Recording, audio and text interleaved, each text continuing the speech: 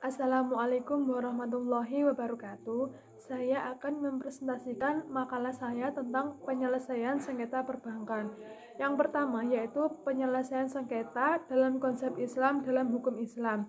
Dalam hukum Islam, penyelesaian sengketa antara orang-orang yang berperkara dapat dilakukan dengan 3 hal atau 3 cara. Yang pertama yaitu melalui jalan islah atau perdamaian. Istilah secara harifah mengandung pengertian memutuskan pertengkaran atau perselisihan. Dalam perumusan syariah Islam dirumuskan sebagai berikut: suatu jenis akad atau perjanjian untuk mengakhiri perlawanan atau perselisihan antara dua orang yang berlawanan. Penyelesaian sengketa memiliki prinsip tersendiri agar masalah-masalah yang ada dapat terselesaikan dengan benar. Di antara prinsip tersebut, yang pertama yaitu adil dalam memutuskan perkara sengketa. Tidak ada pihak yang merasa dirugikan atas keputusan tersebut. Yang kedua yaitu secara kekeluargaan. Yang ketiga, win-win solution atau menjamin kerahasiaan sengketa para pihak. Dan yang keempat, menyelesaikan masalah secara komprehensif dalam kebersamaan.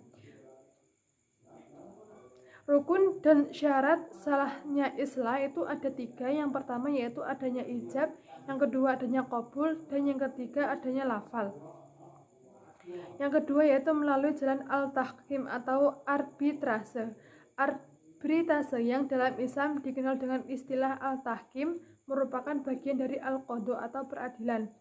Landasan hukum yang memperbolehkan arbitrase baik yang bersumber dari Al-Quran, al-ijma, dan sunnah. Apabila ditelaah dengan seksama, pada prinsipnya berisi anjuran untuk menyelesaikan perselisihan dengan jalan yang damai. Yang ketiga yaitu melalui jalan al-qadha atau peradilan. Al-qadha secara harifah berarti antara lain memutuskan atau menetapkan. Menurut istilah fikih yaitu menetapkan hukum syara pada suatu peristiwa atau sengketa untuk menyelesaikan secara adil dan mengikat. Yang kedua yaitu penyelesaian sengketa perkara perdata di Indonesia. Penyelesaian sengketa merupakan lingkup hukum perjanjian sehingga bersifat open system. Karena mengenai penyelesaian sengketa ini terkait dengan pilihan hukum atau choice of law dan pilihan forum atau choice of forum sepenuhnya diserahkan kepada para pihak perjanjian pokok yang dibuat oleh para pihak. Dengan demikian, ketentuan yang bersifat hukum positif berupa asas kebebasan. Bentuk-bentuk pilihan penyelesaian sengketa perkara perdata di luar pengadilan yang ada di Indonesia ada 2. Yang pertama yaitu arbitrase atau perwasitan. MN Purwosit Cipto mengartikan arbitrase atau perwasitan sebagai suatu peradilan perdamaian di mana para pihak bersepakat agar perselisihan mereka tentang hak pribadi yang dapat mereka kuasai sepenuhnya diperiksa dan diadili oleh hakim yang tidak memihak yang ditunjuk oleh para pihak sendiri dan putusannya mengikat bagi kedua belah pihak.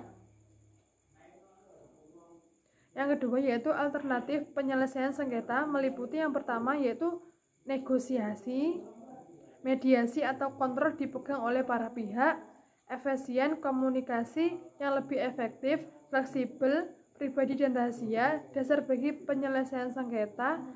Kelemahan dari mediasi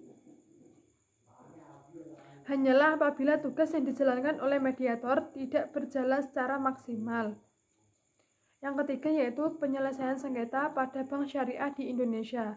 Penyelesaian sengketa di bidang lembaga ekonomi syariah atau LES seperti di perbankan syariah, pasar modal, dan asuransi.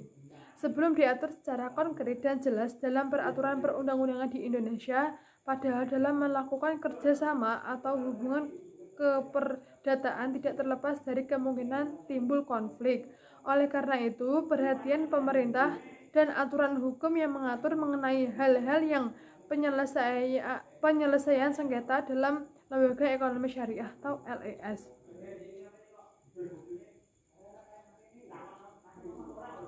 Basyarnas sebagai lembaga arbitrase yang didirikan oleh Majelis Ulama Indonesia atau MUI berfungsi menyelesaikan kemungkinan terjadinya sengketa muamalat yang timbul dalam hubungan perdagangan, industri, keuangan, dan jasa.